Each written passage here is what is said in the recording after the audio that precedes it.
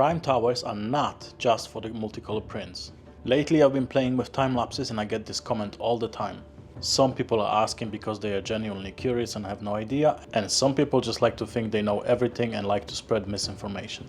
It is not called purge tower, it is called prime tower. And that's because the purpose of this is to prime the nozzle.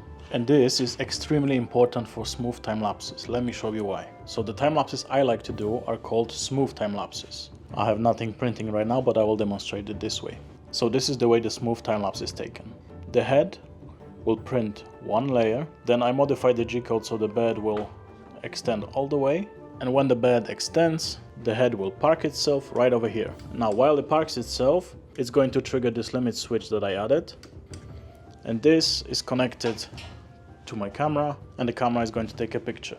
And this happens for each layer. So this one was 650 layers, so 650 pictures. That's how we get a smooth time lapse without the head being in the picture. Now the problem with that is the nozzle is still hot, and due to the magical force called gravity, some of it is going to leak out, and the nozzle looks something like this. So what happens when it leaks out? There's going to be a void or a bubble or an empty space, whatever you want to call it. And this is why it's important that before the bed returns and the head starts printing, it's going to go into the prime tower and prime itself. It's going to prime itself just like you would prime a water pump. What it does is it rebuilds the pressure and then avoids the imperfections. And I can demonstrate this very clearly using this very model. Let me take it off. So as you can see, the model looks great, no imperfections. But if we take a look at the prime tower, and especially at the point where the nozzle begins printing after each layer, you can see there is a lot of under extrusion, and it is caused by the very same bubble, void,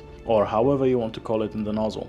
On top of that, there are some smaller pieces of filament that are just being dragged by the tool head. This is the close-up of that same prime tower. So if I were to disable this tower, which is doable, two things are going to happen. First of all, when the smooth time-lapse is enabled and you try to disable the tower, you get this warning.